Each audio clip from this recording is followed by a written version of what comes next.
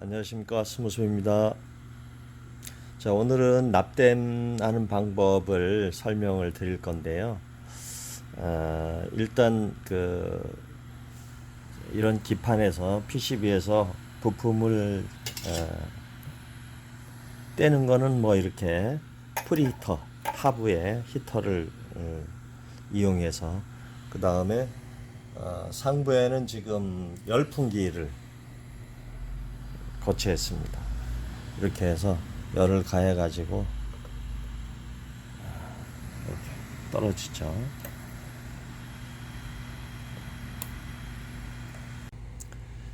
그리고 이런 히터나 열풍기를 사용할 때 온도가 떨어질 때까지 여기는 지금 냉각 위치에다 놓고 스위치를 온도를 내렸습니다. 최저 온도로. 열풍기도 마찬가지. 이렇게 들면은 이제 핸들을 들면 온도가 올라가죠. 그래서 다 사용하고 나서 핸들을 거치대에 올려놓으면 온도가 내려갑니다. 이때 내려갈 때까지 기다렸다가 전원을 꺼야 됩니다. 그래야 수명이 닿을 때까지 오래 사용할 수가 있습니다. 이 모델도 지금 한 13년 정도 된 열풍기인데 저렴한 가격이지만 아직 오래 쓰고 있습니다. 자, 이렇게 숫자가 온도가 다 내려갔죠. 이렇게 됐을 때 스위치를 꺼서 전원을 차단합니다. 자, 이런 경우에는 100도 이내로 떨어질 때까지 기다렸다가 전원을 꺼야 됩니다. 여기 전원이 켜져 있죠. 그다음에 냉각 스위치는 이제 냉각 상태로 내려가 있고 이제 온도가 계속 떨어지고 있습니다. 만약에 이렇게 온도가 올라가 있는 상태에서 이제 전원 자체를 차단하는 그런 버릇을 들이면 얼마 못 쓰고 고장 나죠. 이 중국산 히터나 중국산 열풍기의 특징입니다.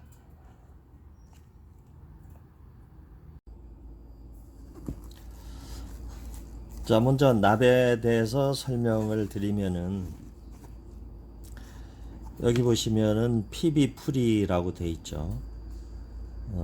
이거는 이제 PB가 원소기호 납을 뜻하고 PB 풀이라는 거는 납이 전혀 들어가 있지 않다 이런 건 아니고, 여기 보시면 3.5%라 돼 있어요.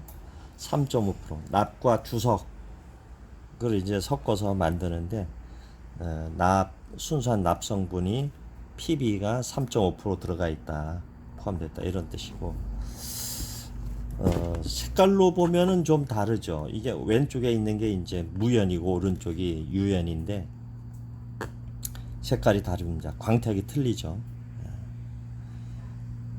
광택 자체는 이제 왼쪽에 무연납이 좀 은색에 가깝고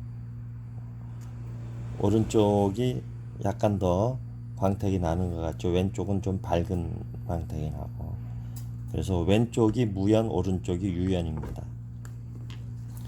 보통 이제 인두기를 선택할 때도 무연이나 이제 유연이 이제 구분하는 그 솔더링 작업에 있어서 무연납까지 사용할 수 있는, 그러니까 무연납 대응이라고 표시된 인두기를 사용하는 것이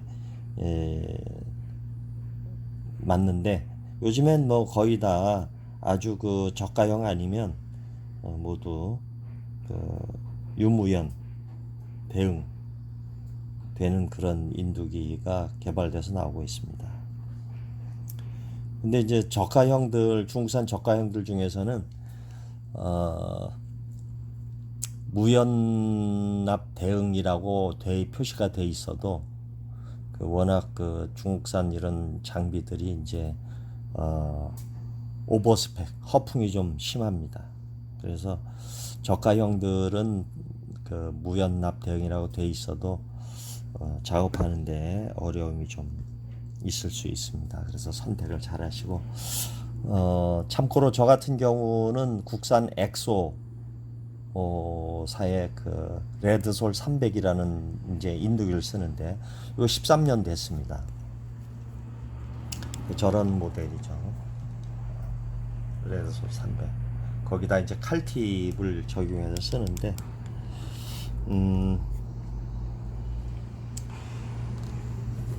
여기 보셨듯이 PB 풀이라고 되어 있죠. 기판마다 PB 풀이가 돼 있는 게 있어요. 표시가. 근데 이제 없는 기판은 이 PB 풀이라는 표시가 없으면 다 유연으로 작업됐다는 뜻이고, PB 풀이라고 찍혀 있으면 무연납으로 작업이 됐다는 얘기죠. 솔더링 작업이. 그러면은 온도가 최소한 20도 정도 올려야 됩니다. 유연납을 사용하던, 유연납 기준에서 사용하던 그 온도를 약 20도 정도 올려줘야 작업이 원활하게 됩니다. 물론 이제 저 같은 경우에 390도, 395도 요 사이에 놓고 보통 이제 솔더링 작업을 하는데, 이런 납땜 작업할 때 390도대에서도 녹긴 녹죠. 무연납이 녹지만 자꾸 엉겨 붙습니다. 그래서 이제 장비마다, 제조사마다 이제 조금 약간 특성이 있을 수 있는데, 온도 차이가 이 엑소사의 레드솔 300의 모델 같은 경우에는 410에서 420도, 그 다음에 유연납은 395도 정도를 이제 설정해 놓고 사용하면 원활하게 작업이 가능합니다. 자, 이 모델은 LG TV 메인보드입니다. 요 밑에 보시면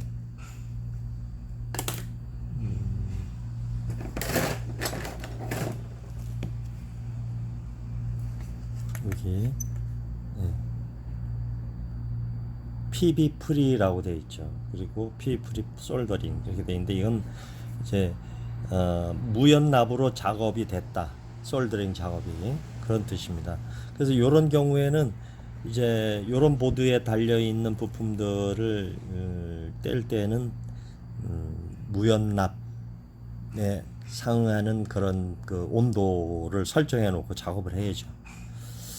참고로 저희가 쓰는 그 레드솔 300이라는 엑소 제품은 410도에서 420도 사이 정도가 무연납 작업에 용이합니다. 390도에도 당연히 녹긴 하지만 뭐라 그럴까, IC 작업을 할 때는 엉겨 붙어요, 결정적일 때. 그래서 작업이 힘들어지게 되고 망칠 수 있습니다. 그래서 보통 이런 IC 작업을 할 때는 유연납을 주로 사용을 합니다. 반면에 요거는 삼성 메인보드인데, 이게 2012년도 산 메인보드입니다. 이걸 보면 여기는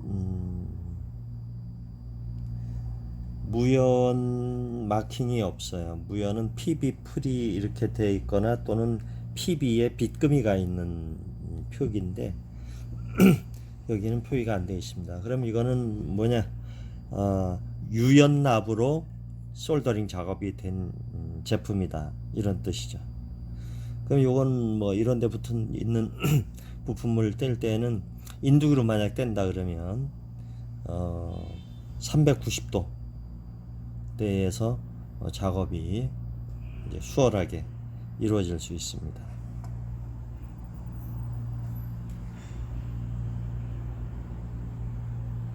또 앞에 없으면 또 뒤에도 있는데, 이건 뒤에 없죠. 뒤에 없습니다. 마킹이 없이.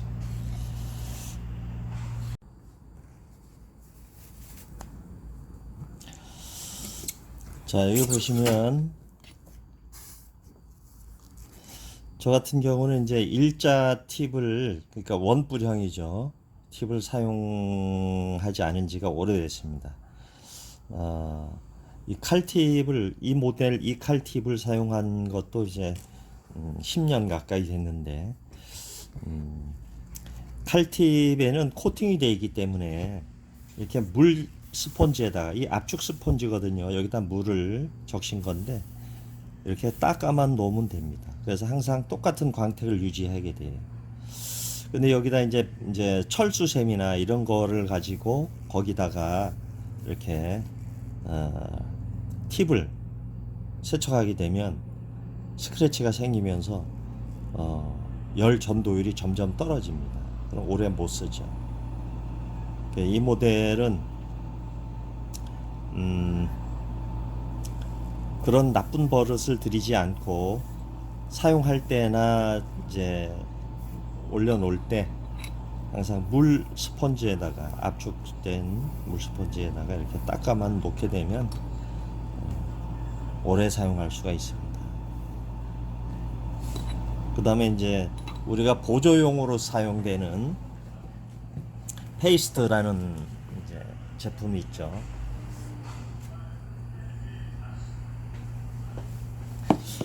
이 페이스트는 많이 사용하는 것이 아니고 한 통 사면 여러분들 평생 써도 다 쓰지 못합니다. 네, 이거 어떤 때 사용하느냐? 예를 들어서 이런 납이 오래되거나 또는 납이 엉겨 붙어 있을 때, 이럴 때, 뗄 때 사용합니다. 뗄 때. 우리가 작업을 하다 보면 이렇게 이런 SMB 타입들 납땜하다 보면 두 개가 이렇게 붙어요. 자, 핀이 두 개가 붙습니다. 이럴 때 페이스트를 살짝 찍어 가지고 사용하면 이렇게 잘 떨어지죠. 한 번에. 이럴 때 페이스트를 사용하고 또는 작업이 끝난 다음에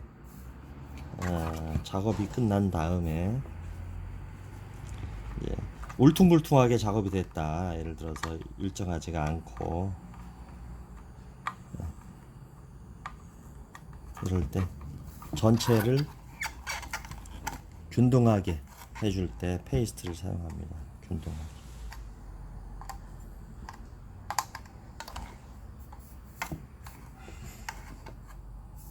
살짝 찍어서 전체를, 이건 뭐 이제 IC 작업할 때 한번 보여드릴 건데 이렇게 하면은 납이 균등하게 먹어요. 불필요하게 많이 엉기지 않고. 그 다음에 꼭 이제 이렇게 되면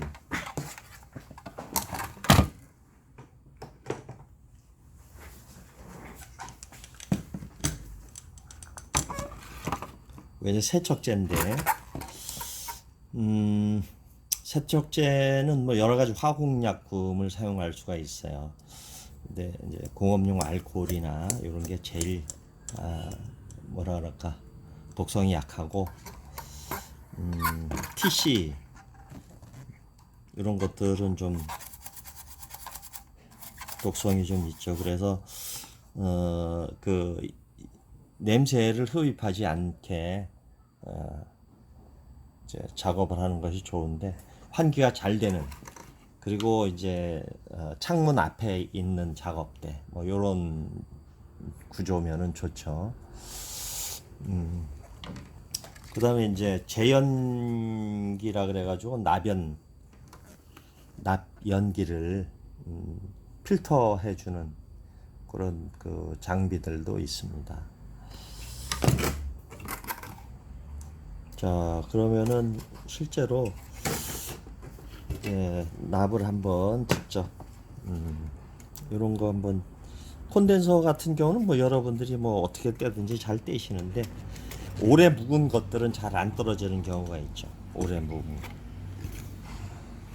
이제 거기다가 만약에 이게 이제 오래 묵을수록 경화 정도가 강해요. 그래서 납을 먼저 줍니다. 이렇게. 만약에 이 콘덴서를 뗀다 그럴 때 납을 한 번씩 줘요. 주고 나서 콘덴서를 잡고, 칼팁이니까 이게 가능한 건데 두 개를 동시에 열을 가하면 두 개 동시에 녹겠죠. 자, 이렇게 뺐죠. 이건 웬만한 건 다 아시다시피 흡입기를 이용해 가지고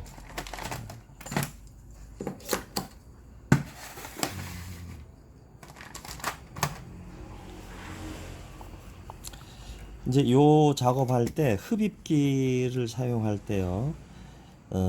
PC 메인보드처럼 아주 짱짱하게 돼 있는 그런 경우엔 요 홀에 구멍에 원통형으로 금속이 들어가 있어요. 그래가지고 그런 경우에는 이제 잘 안 빠지죠. 이제 예를 들어서 이렇게 오래된 것들은 잘 안 빠지면은, 특히 그라운드가 잘 안 빠지는데 납을 한 번 더 주고 열을 좀 더 가해야 돼요.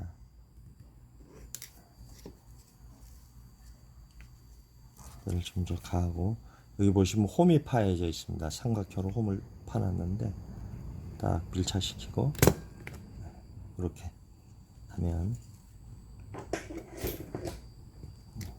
잘 빠지죠. 그 다음에 이제 만약에 이렇게 하다가 안 되면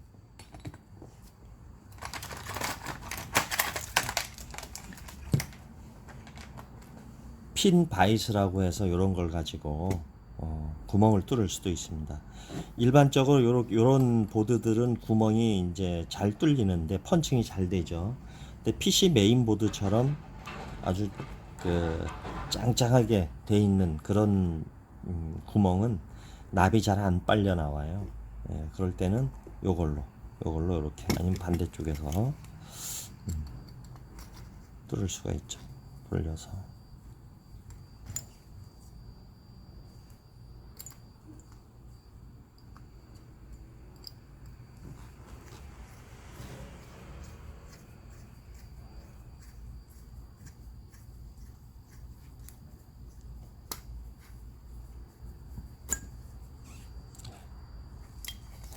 구멍이 뚫렸습니다.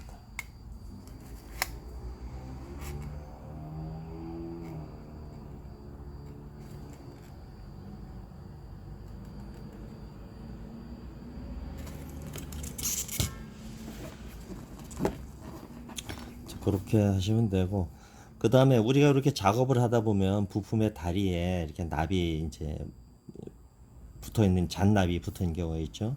그런 것들도 젤 플럭스를 페이스트를 살짝 묻혀서 여기다 잔납을 제거하면 깨끗해지죠.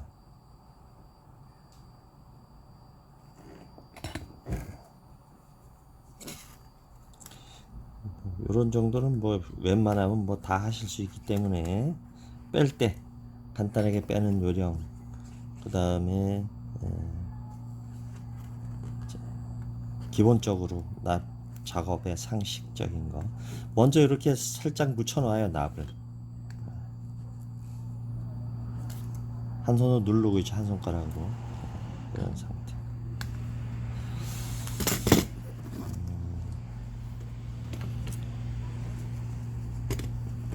그 다음에 이제 재납을 한번 해줍니다.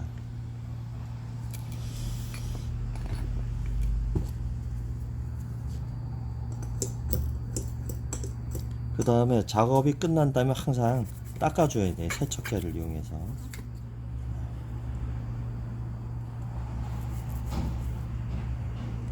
닦아줘야 부식이 안 됩니다.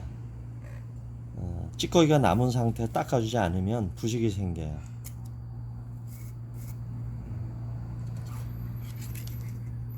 결국은 거기서 이제 부식이 생기면은 불량, 나중에 재불이 나오죠.